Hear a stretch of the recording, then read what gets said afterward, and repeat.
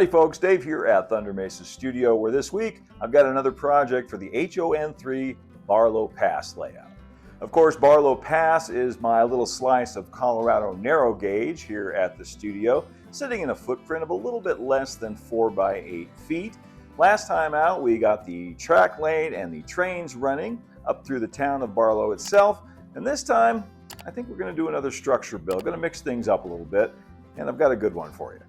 Now we've already got this Rio Grande style water tank here from a Durango press kit, but now I think it's time to add the Barlow Pass depot, which is going to go in this area right here.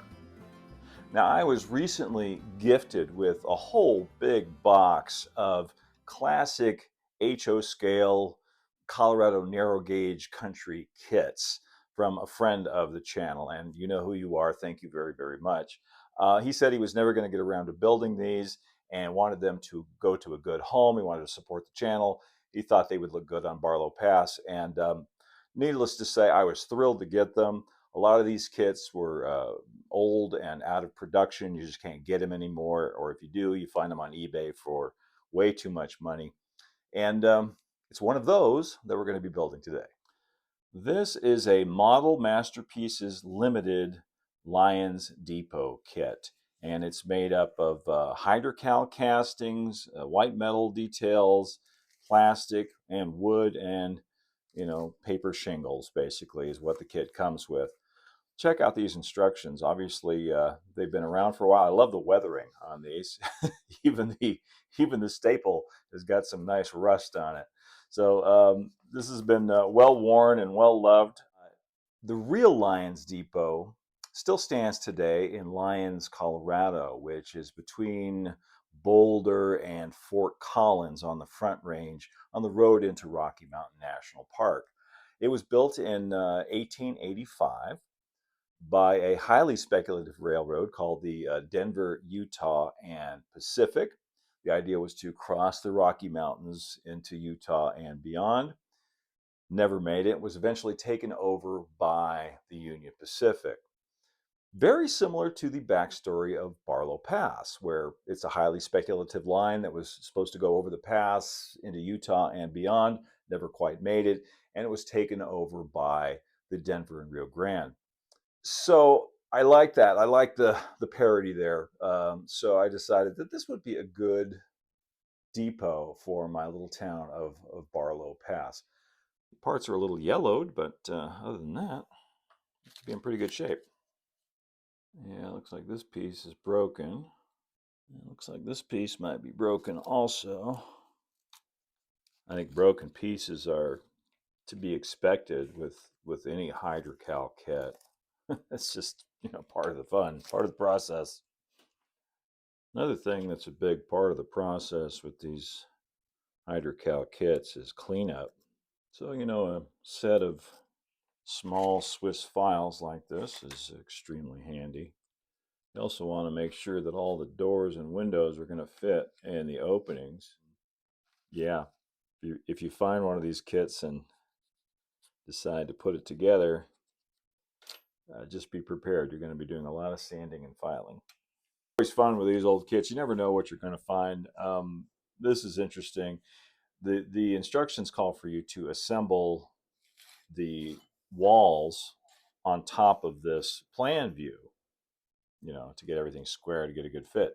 That's a great suggestion if the plan view is actually to scale, which this is not. It's too small. Looks like it's about 80% of the size it needs to be. I'm going to start this assembly by holding this back wall upright and square with my 1, 2, 3 blocks. Then I'm going to apply some thick CA. You want to use a thick CA because a medium or thin CA is just going to soak right into that plaster. I'm going to hit it real quick with the accelerator on the side that it's going to be joined to. Quickly put it into place. And then the same thing again over on this side.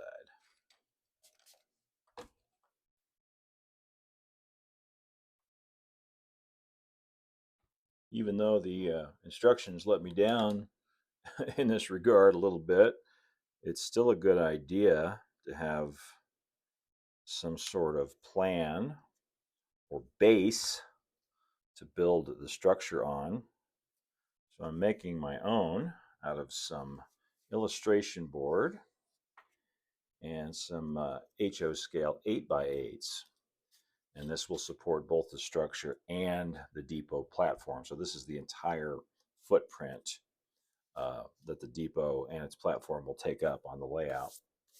55 feet long by 35 feet wide. Decided I also want to add some bracing along the bottom of the walls. And this stuff is about 2 scale inches thick in HO. It'll also lift the building up so the doors are at the proper height for the platform. And now with that done, I can glue this entire assembly onto the base. Now I'll assemble the front wall in place.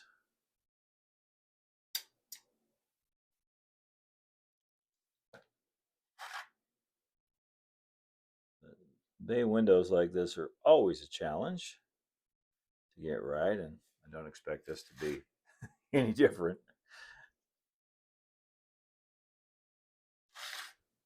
Actually, that went together pretty well.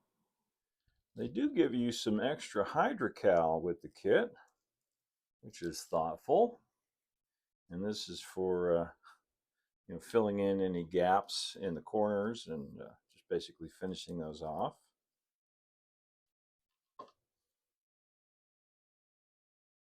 And after it's dry, I can carve it with my hobby knife to match the surrounding stones.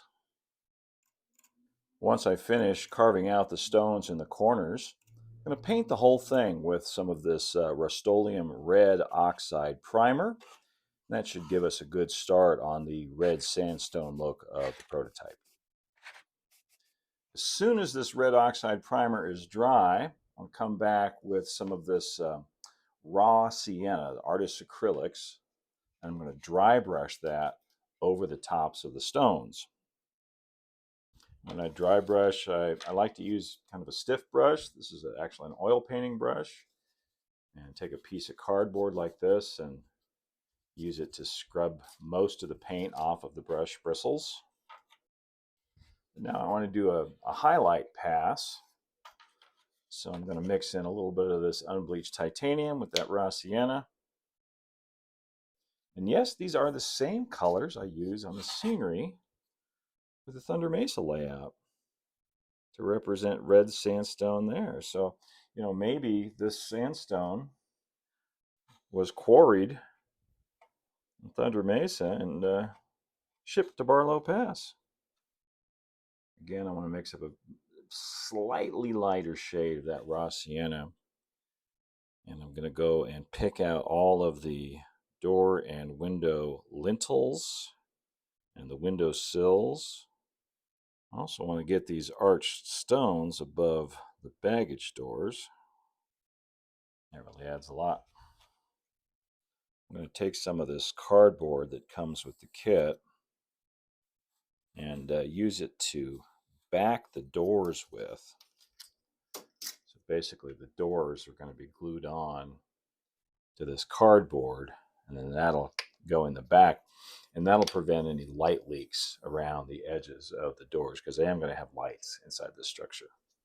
Okay, now I can get some primer on these and then paint them with my dark brown Rio Grande color.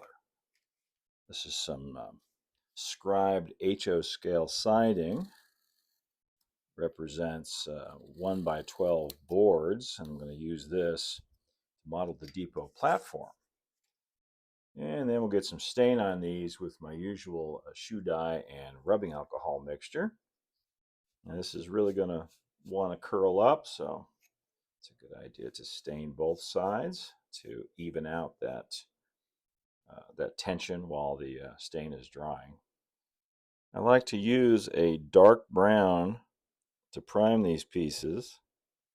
And then my final color to represent that Rio Grande dark mineral brown is this Vallejo leather brown, which I find works pretty well. And I'll use that same dark brown here on the edges of the platform. That'll just kind of make them disappear. And I want to do just a little bit of light weathering on these before I glue them in. Got some apple barrel light mocha. I'm dry brushing that on very, very lightly. I'll use my 000 brush and put a little of this Vallejo brass on the doorknob plates. And I can glue these in. Just push them through from the back.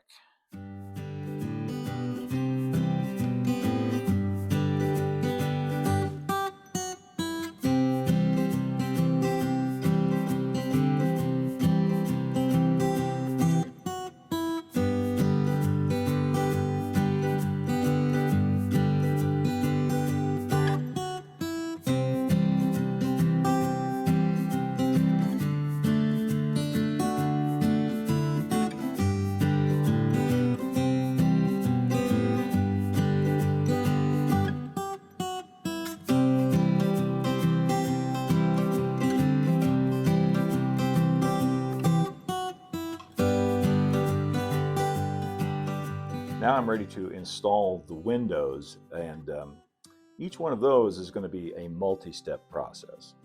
The windows are injection molded plastic, but each one needs to be trimmed so it will fit within the masonry. I have to very carefully trim off the outer casement on each window. So I've made myself a little tool for doing that. This is just a utility knife blade with some tape on it for a handle. You could use a straight razor as well. And what I want to do for each one is bring that blade right up to the edge of the window frame and press down. Do that all the way around on all four sides. I'll use my emery board to clean up the edges a little bit. So we've got 9 windows, so I need to do that 9 times. Then those all need to be primed and painted with that Rio Grande dark brown. And then new window casements need to be built in place in the window openings of the structure from this 1x12 material that's been provided. I also needed to paint that Rio Grande brown. And they need to be back flush with the interior.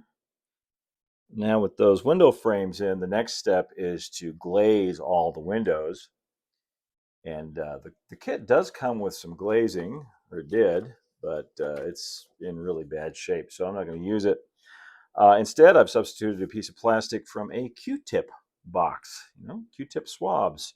Don't throw the plastic away. It makes great glazing for models. The instructions recommend that you use cyanoacrylate to glue the window frames to the glazing. That is not a process that I recommend.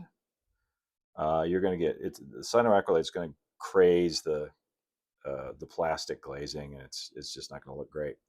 This stuff works great. This is Zap Canopy glue. This is what I use for all of my windows these days. Just put a little smear on the back of the frame, and then just push that down onto the acetate. And I'm just going to do all the windows like that right on this sheet.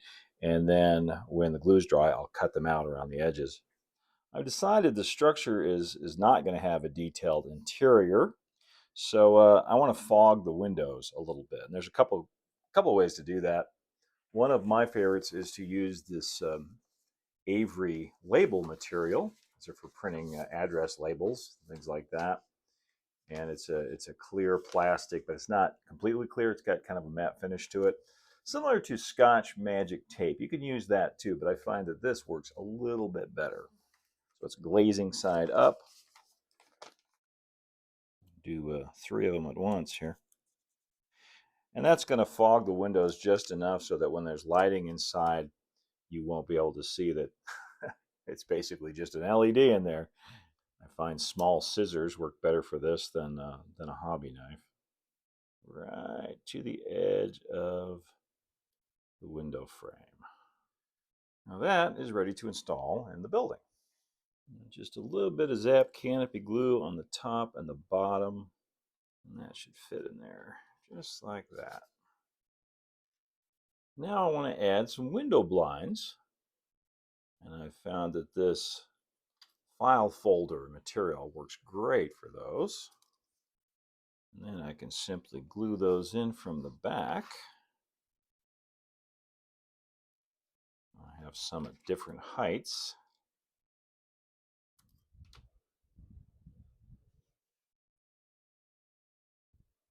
And that's probably about as far as we're going to go with the Lions Depot as a straight kit build. From here on out, it's going to be kit bashing. As I've been working on this, I've been thinking about how I want each of the structures on the layout, and in particular the line side structures like stations and things, to help build upon and reinforce the story of Barlow Pass. And that story is that it was an independent railroad at one time, almost went belly up, and it was later taken over by the Rio Grande, which did happen from time to time in the Rocky Mountains. So I started with this cut sandstone depot, which is very different than most of the narrow gauge depots on the Rio Grande system. But now I want it to look like the Rio Grande expanded on it after they took it over. So they added a second story and added some architectural details to kind of bring it in line with the rest of their stations. So that's what we're going to be working on from here on out. I looked at a lot of different Rio Grande depots for inspiration, but one that really caught my eye was the Durango depot. It's much larger than this, but it was built at about the same time. And it has a bay window trackside and a second story right above the bay window. So I've designed these parts and cut them out of my 50-watt Beambox Pro laser cutter using some HO scale clapboard siding. Important thing with clapboard, you always want to make sure it's going in the right direction. It's really embarrassing if you get the structure most of the way done and find that you put the clapboard on upside down. So I'm going to use this 12 by 12 that came with the kit. I believe this was supposed to be the top ridge pole for the roof, but I'm going to use it to reinforce these corners. Make sure that's nice and flush with the edge. Now I can put the four sides together.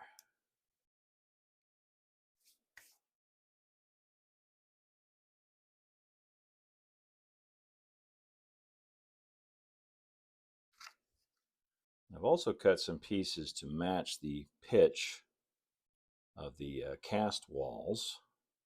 These will go right on the sides like so. And that's going to go right there. Wow, totally changes the look of the building.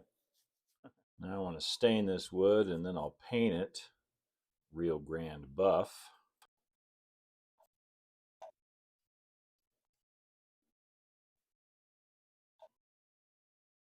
These 6 by 12 beams up here are going to help me to properly position the upstairs section. Now the stain's dry, I can paint this with some Vallejo buff. It's a pretty good match for Rio Grande buff. Now remembering that it is the 1930s and there's a lot of deferred maintenance going on, and go back over a lot of these claps with my hobby knife and scrape some of this buff paint off while it's still tacky and reveal that stained wood underneath. You're especially going to have some damage up here at the roof line from all of that high country snow. And now I've got 6 more windows to put together. These are some that I designed and laser cut to mimic the look of the ones that came with the kit, but also reflect the inspiration of the Durango depot. And these are cut from some 16 1,000th of an inch thick polyback, which is a type of laser board. It's usually kind of a cream color like this. So you've got an upper and lower window frames that are glued together, then an outer frame that goes on top of that, and then a couple of tiny little trim pieces. One for the top, and then one for the windowsill. And that's what they look like when they're done. And I'll get some primer and some brown paint on these too. Well, I got these all painted, but now I need to add some glazing to them too. And it's basically the same process as before, but this time I cut all the individual pieces of glazing to size and already added the Avery material to the back to fog the glass. Not sure, do the shiny side down. There we go. And those pieces have to be exactly the right size to fit in the window openings.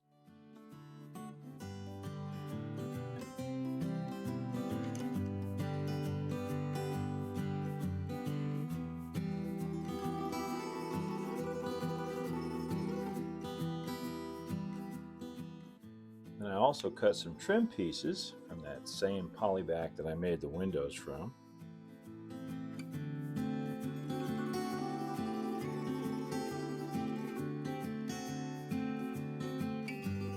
So now I'm at the point I'm trying to figure out how I'm going to light this structure.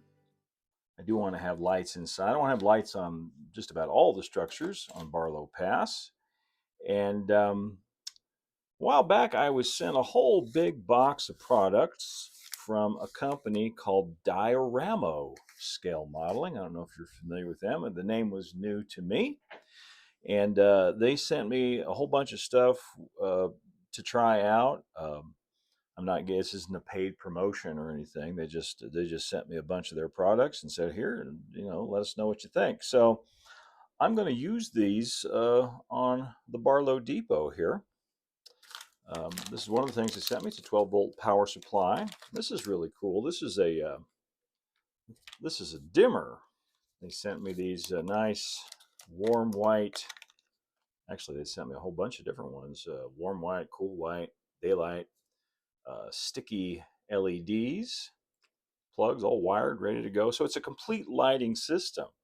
So if you're interested in something like this, go check out their website. That's dioramo.com.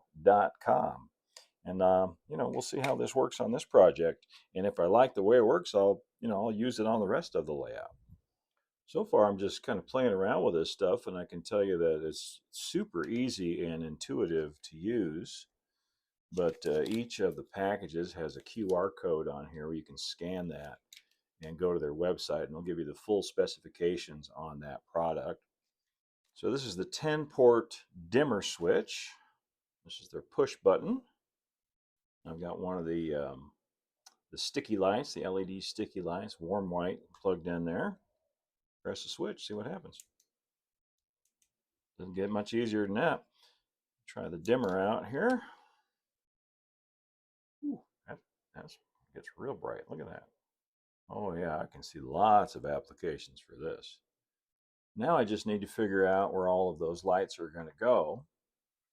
So I partitioned this off with just a piece of illustration board and some scrap wood. Now I'm going to put a lid on there too. Now I'm going to go ahead and glue this upper story into place, because I figure that one of these LEDs mounted in this removable ceiling should be more than enough to light the interior of this entire structure. All right, I love it when a plan comes together. Now I can start on the roof, and the first part I want to do is this rather complicated section above the bay window. The Lions kit did come with templates for the different roof panels, but those don't do me much good now that I've altered the kit so much. So I'm just kind of winging it here, just kind of figuring this out one piece at a time. Just going by what looks right to my eye, really.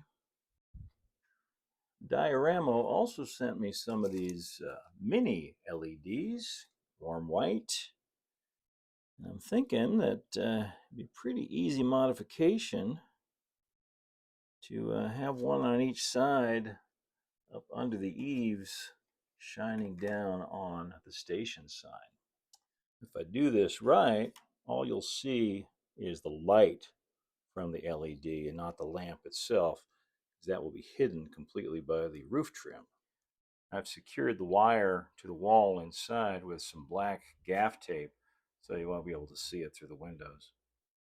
And I should mention that I've been painting the underside of the eaves on each one of these illustration board roof panels with that Rio Grande buff color.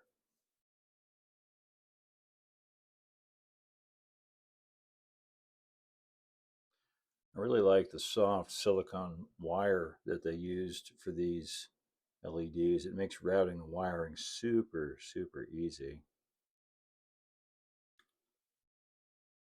And the roof on this side is a little bit less complicated.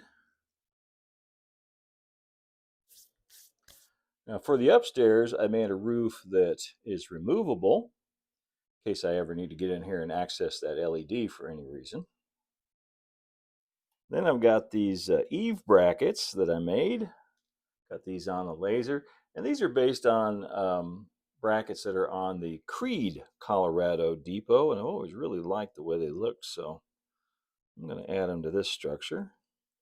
And then all of the edges of the roof, all the way around, will be trimmed out with some 1x6. I want to put this on before I shingle the roof, because the shingles will overlap this just a little bit.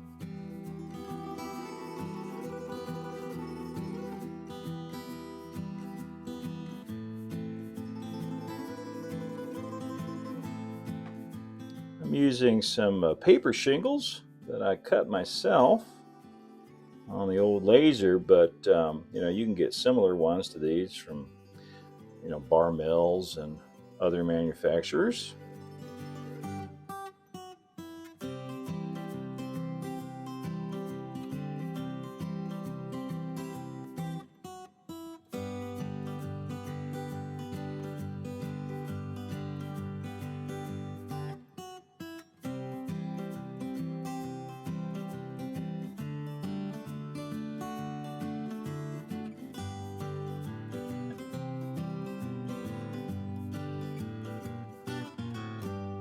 When I do a shake shingle roof like this, I always like to add rows of cap shingles up at the roof peaks. It just gives a much better finished look, much more realistic, I think. I've also gone back and added some more 6x6 trim, painted that dark brown around the edges of where the top floor meets the roof. And now I am about ready to install the chimney. The Lions Depot kit came with this white metal chimney casting, but I've modified it to represent a two-flue chimney, because there would be a fireplace downstairs and another one upstairs. So I drilled a couple holes and put some aluminum tubing in there.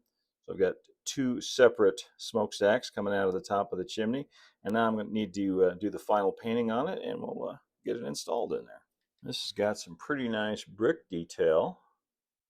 So I'm going to take some spackle and push it back into those mortar lines. Just a little bit on the end of my finger is all I need.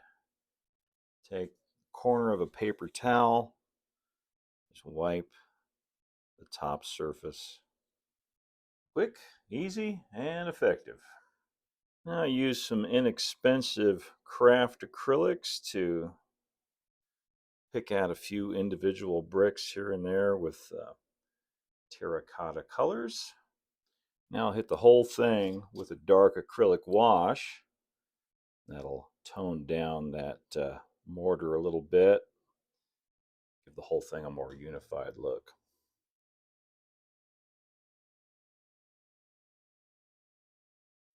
And this gets glued right down into the hole in the roof. Then I can finish this off with some flashing. And this is made from some thin strips of paper, painted kind of a dark, very dark gray.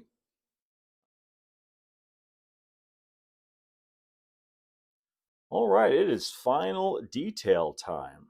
And to that end, I've got a whole bunch of very nice white metal castings to detail the platform. These were originally offered by a company called Railway Engineering Agency, and I believe you could still get most of these, if not all of these, from Weissman Model Services. So I'm going to get some primer on these. We'll get them painted and finish up detailing the depot. Well, while I wait for the primer to dry on all of those white metal parts, I'm going to go ahead and start adding the signs to the station. I made up a bunch of signs in Photoshop and printed them out, and now I'm cutting them out and gluing them on. The most difficult one to cut out was this one right here, which could often be seen on the Rio Grande depots up near the peak of the roof. So that's what we're doing here. And then for the station signs, each one needs to get trimmed out with some 1x material. I paint the 1x4s black before gluing them on. And we end up with a sign that looks like this. A 3-point type, it says Denver, 330 miles, and we're at an elevation of 9,172 feet. I want to glue this on, centered above the window. Fortunately, these courses of sandstone blocks make it easy to line it up level. Then I've got a slightly smaller sign to go out here above the bay window. The first of those white metal details I want to add is this train order board. And that gets further secured in place by a couple of short pieces of brass wire.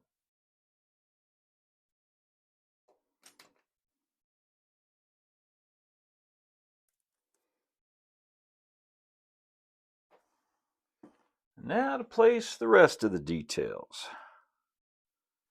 First of all, there should probably be a hand truck over here by the baggage door.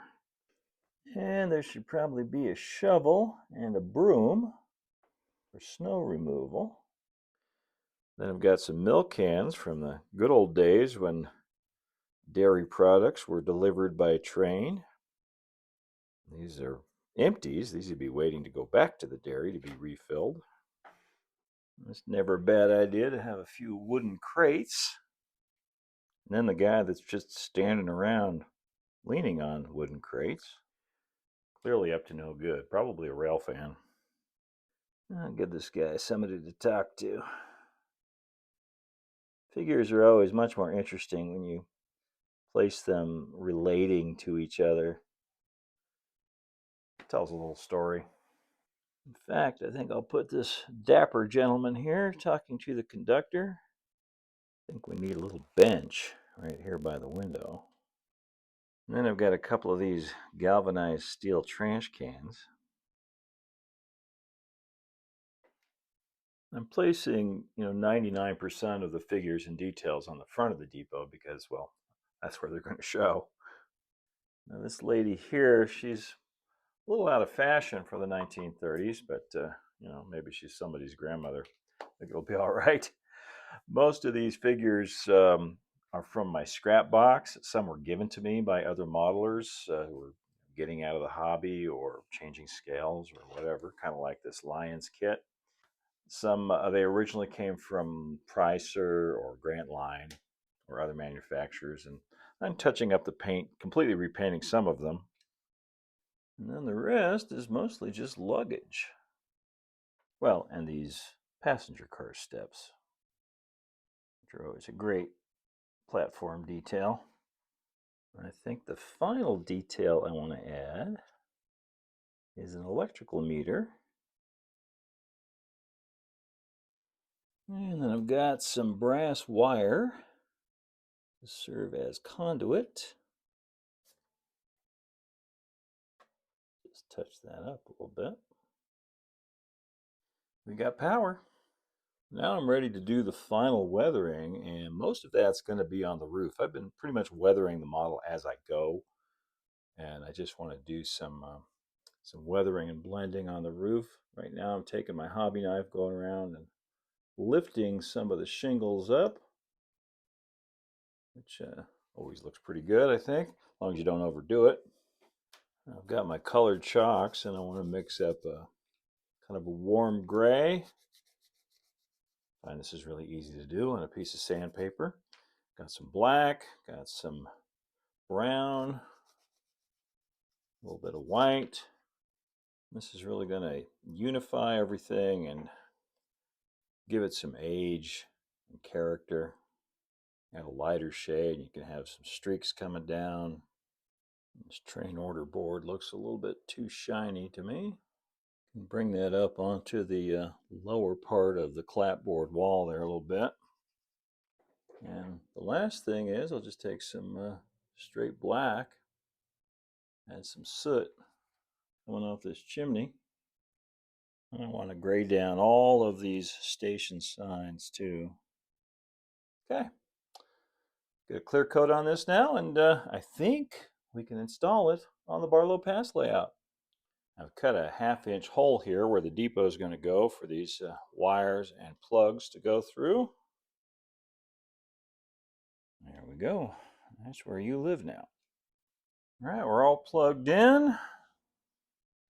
Turn on the main power.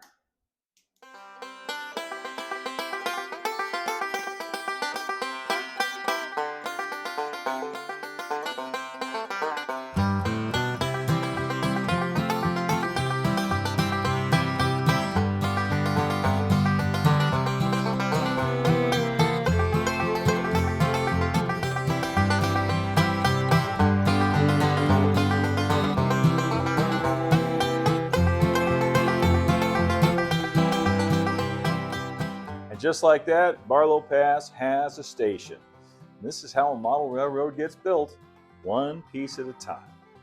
Thank you all so much for watching today. I hope you enjoyed the build. I had a blast doing this. It's so much fun to freelance these structures.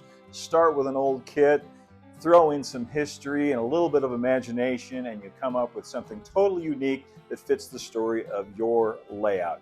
Love doing that.